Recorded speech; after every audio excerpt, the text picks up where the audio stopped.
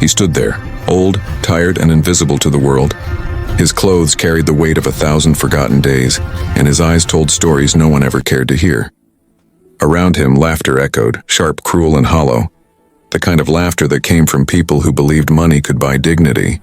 The red Ferrari gleamed under the evening sun, a symbol of luxury and arrogance. Its owner, a young millionaire in a tailored blue suit, pointed at the old man with mocking delight, his friends joining in as if cruelty were a sport. They called it a joke, a harmless game. "If you can make it run," the millionaire sneered, "it's yours." Cameras were already recording, ready to capture another viral moment at someone else's expense. But the old man didn't react with anger. He didn't plead or explain. He simply looked at the car, then at the man, with an expression that silenced even the laughter for a brief, uneasy second. He'd been humiliated before. He'd been underestimated all his life. But this moment, this was different. Because what none of them knew was that the man they mocked once built engines like that with his own hands. And this time, the world was about to remember him. It had been years since anyone looked at him with respect. Every morning Samuel rose before the sun, not because he had somewhere important to be, but because sleep never stayed long. The streets had become his home, a place where names didn't matter and faces blurred into indifference. He'd once been a man people depended on, a master mechanic who could bring life back to engines others had given up on.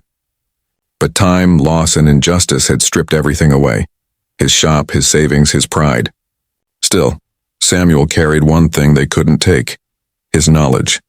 That morning he'd wandered into the city square, the rumble of expensive cars echoing through the courtyard of a luxury hotel. It was an event for the elite. Tailored suits, glittering jewelry, laughter that filled the air like champagne bubbles. He didn't belong there, and everyone made sure he knew it. The millionaire, Lucas Hartman, was the center of it all. Young, handsome, born into wealth, he had never known struggle.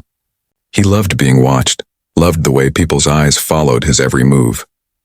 When his red Ferrari refused to start that day, it became another opportunity for attention. He looked around, mocking frustration on his face, and then he saw Samuel, standing quietly near the gate, hands in his pockets, eyes fixed on the car. "What are you staring at, old man?" Lucas shouted, his friends turning to laugh. "Think you can fix this beauty with that rag you're holding?" Samuel said nothing. He had learned long ago that words meant little to people who didn't want to listen. He just smiled faintly, the kind of smile that said he knew something they didn't. Lucas grinned wider, sensing a crowd. "Tell you what," he said, voice loud enough for everyone to hear. "If you can make it run, I'll give you the car." "Deal?" Laughter erupted. Phones came out. Some clapped, others jeered. It was all entertainment to them, a public humiliation disguised as generosity. But Samuel didn't flinch. He stepped closer, slow and deliberate. The crowd quieted just a little. Something about his calmness made even the arrogant uncomfortable. He placed his worn hand on the car's hood, feeling the metal, as if he could hear the engine breathe beneath it. Lucas smirked. "Go ahead, old man. Show us what you've got." Samuel nodded slowly. "You're sure about that?" "Absolutely," Lucas said, laughing again. "Let's see a miracle." Samuel didn't answer. He simply walked to the driver's side door. And though no one noticed, there was a faint tremor in Lucas's expression, something he couldn't quite name. Because for the first time that day, the joke didn't feel funny anymore. The murmurs of the crowd filled the courtyard as Samuel slid into the driver's seat. The luxurious red Ferrari wrapped around him like a world he no longer belonged to. Stitched leather, polished chrome, the faint smell of money. Cameras zoomed in. Laughter simmered. They expected a spectacle. A foolish old man pretending to belong in a place built to remind him that he didn't. But Samuel wasn't pretending. His hands moved with the certainty of years, checking the ignition, glancing at the dials, listening for the silent language of an engine that refused to speak. Beneath the hood, he heard its story. Misfire, neglect, arrogance disguised as power. The kind of flaw that only a true craftsman could feel, not see. Lucas leaned against another car, arms crossed, eyes sparkling with amusement. "You need help, old man?" he taunted. His friends chuckled, sipping champagne like this was theater. "No," Samuel murmured quietly, though no one heard him. He opened the hood, inspecting the engine with a precision that startled the few who stood closest. His fingers traced the wires, connectors, and spark plugs, movements that revealed a language none of them understood. The crowd began to lose patience. Some turned away, whispering that this was pointless. Others stayed, waiting for the humiliation to reach its climax. One man near the back muttered, "He probably doesn't even know what he's touching." But Samuel ignored them. His mind drifted back years, to the small auto shop he once owned, to the customers who trusted his hands, to the day it was all taken away. A broken system, an unfair charge, a single accusation that ended everything. His color had spoken louder than his truth. That's how he lost it all. He looked up now, staring briefly at Lucas.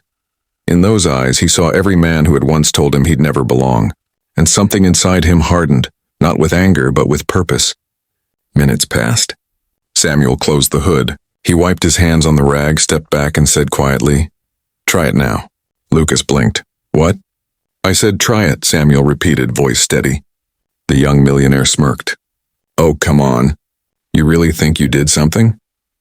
Samuel said nothing, only gestured toward the car. Reluctantly, Lucas sat inside. He turned the key, and the engine coughed once, then roared to life with a clean, thunderous hum.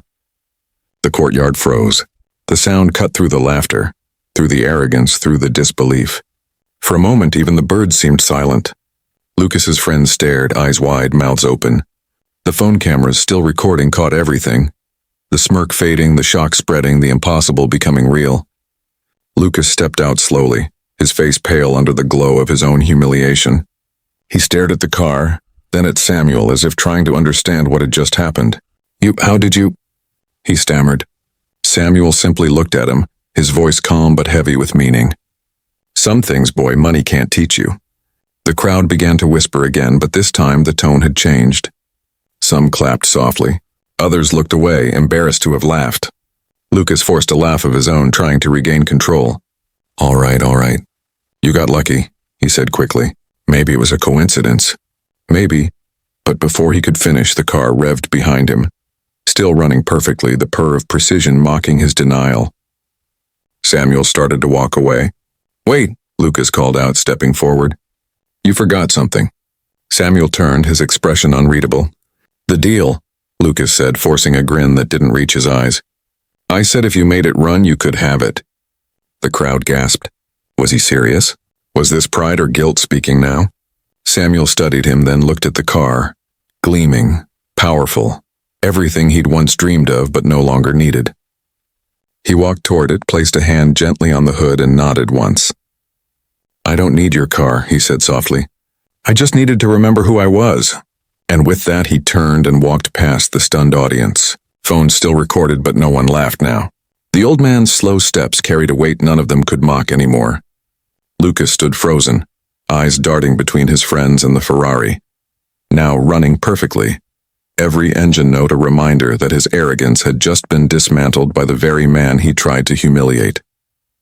As Samuel disappeared into the distance, Lucas heard the whisper of one woman beside him. "You just made a fool of yourself." And for the first time in his life, the millionaire had no clever answer. Lucas stood motionless as the sound of the Ferrari's engine filled the courtyard, smooth, confident, and alive. Every second it ran felt like an echo of his own humiliation. He'd built his reputation on being untouchable, money, fame, control. Yet in a single moment, a man he had mocked shattered that illusion. The crowd began to disperse, murmuring in disbelief. The laughter that once surrounded Lucas was now replaced by quiet judgment. Even his friends avoided his gaze, embarrassed to be associated with what had just unfolded. But Lucas wasn't finished. Pride was a dangerous thing, and his was bleeding. "Stop!" he yelled, chasing after Samuel, his polished shoes striking the marble. The cameras turned again. Everyone paused, curious. "You think you can just walk away?" Samuel stopped, slowly turning to face him. The streetlight caught the lines of his face. Tired, worn, but unwavering. "I wasn't running," he said simply. Lucas scoffed. "You embarrassed me in front of everyone. You think that makes you better?"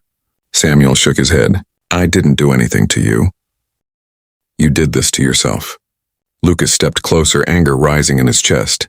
"Don't talk to me like that. You're—" He caught himself before finishing the word, but everyone around knew what he wanted to say. The silence that followed was sharp as glass. Samuel's eyes hardened. "Say it," he said quietly. "Go on. Say what you really think." Lucas's lips trembled, his arrogance crumbling under the weight of his own hate. But he couldn't. The words that had always come so easily now burned his throat. "You can't even admit it," Samuel said softly. "That's the difference between us. You hide behind your wealth because without it you're nothing. You thought I was beneath you, but today you learned something.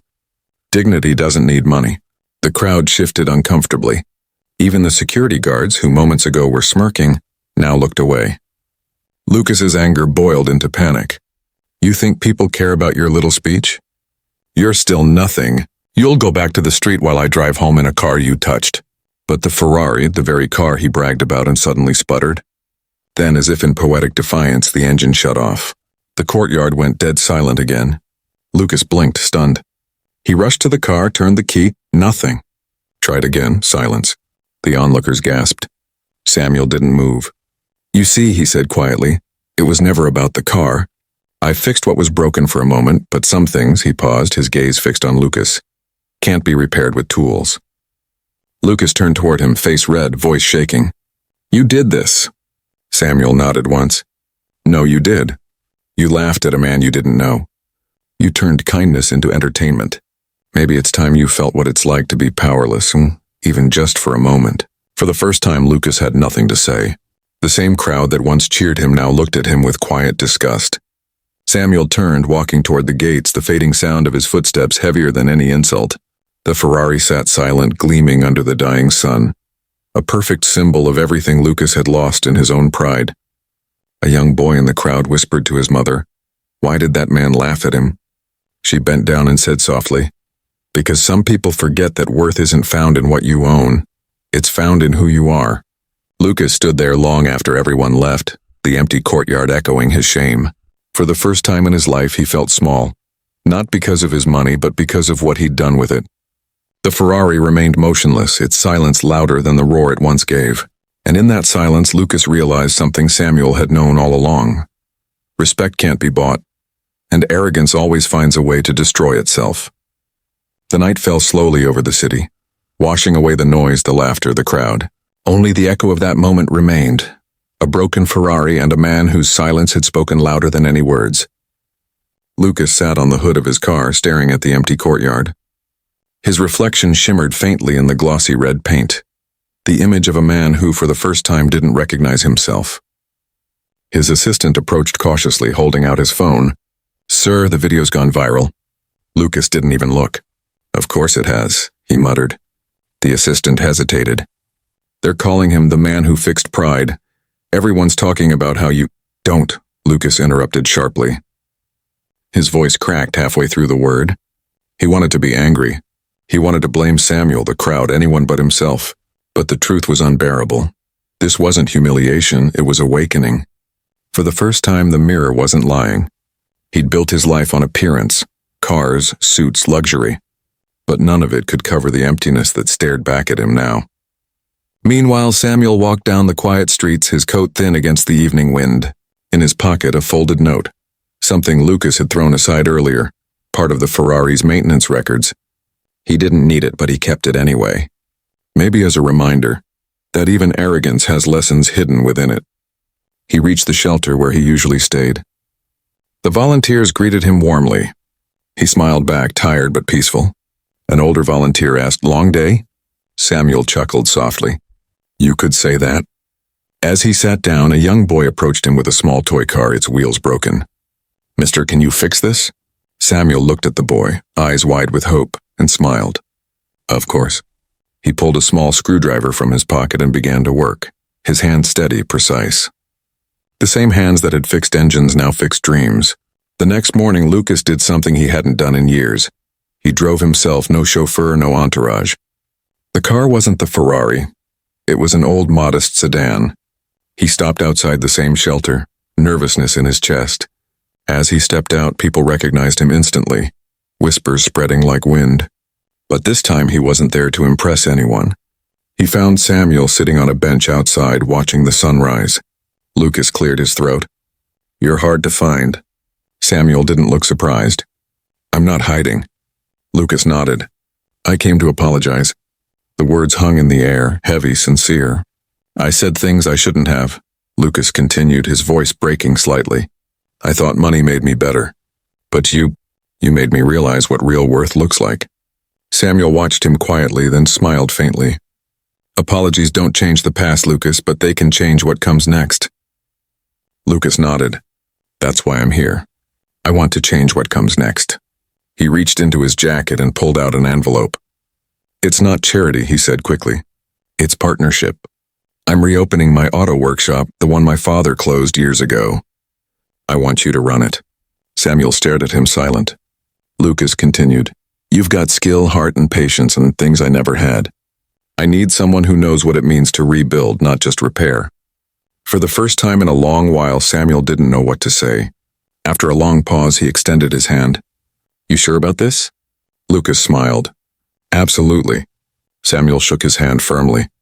Then let's build something worth driving. Weeks later, the new workshop opened. Not flashy, not glamorous, but honest. A sign above the door read, Hartman and Samuel, restoring more than engines. The same crowd that once mocked Samuel now came for advice, repairs, and mentorship. The Ferrari? It sat in the corner of the shop months past. The garage became more than a workplace, and it became a symbol. People from every corner of the city came not just for repairs, but for second chances. On the walls hung pictures of cars Samuel had rebuilt, but the centerpiece wasn't a luxury vehicle. It was a framed photograph of the Ferrari. Beneath it, engraved on a small metal plate, were the words, Pride stalls faster than engines. One quiet morning, Samuel walked into the shop early, sunlight cutting across the concrete floor. Lucas was already there, sleeves rolled up, hands greasy, working beside the apprentices. The man who once lived behind a wall of ego now listened, learned, and laughed like someone reborn. Samuel smiled faintly. Didn't think you'd show up this early. Lucas grinned. You told me engines don't fix themselves. They both chuckled. For a moment, there was no millionaire, no homeless man. Just two people who understood redemption in different ways. A customer pulled up. A young woman in an old sedan, nervous and apologetic. I don't have much, she said softly. But my car keeps dying. Could you, maybe, just take a look? Lucas started to speak, but Samuel placed a gentle hand on his shoulder. Let me. He knelt by the hood, listening to the soft ticking as if the car were whispering its secrets. Then he smiled. You don't owe us anything. We'll fix it. The woman's eyes welled up. Why are you helping me? Samuel looked at Lucas, who was watching quietly, then back at her. Because once someone thought I wasn't worth helping. They were wrong. Later that day, as the garage closed, Lucas sat outside on the curb looking at the city lights. You know, he said, I used to think success was about being seen, and the house, the car, the attention. But now, he looked at his oil-stained hands. Now I think it's about being useful. Samuel nodded. Fame fades. But what you give, that stays. Lucas smiled. You gave me something no one else ever did, a chance to be better. Samuel chuckled softly. Nah, I just gave you a moment. You chose what to do with it. They sat in silence for a while. Two men, one once lost to arrogance, the other to despair, now sharing something rare and real. As the scene faded, a narrator's voice echoed. The richest man isn't the one with the most cars, but the one who knows when to stop and listen. Respect isn't earned through money, but through humility. And sometimes the engine that needs fixing isn't under the hood, but in the heart. The camera slowly pulled back, showing the workshop glowing under warm evening light. The red Ferrari still sitting quietly in the corner, untouched, a timeless reminder. Because some stories don't end with speed, they end with understanding.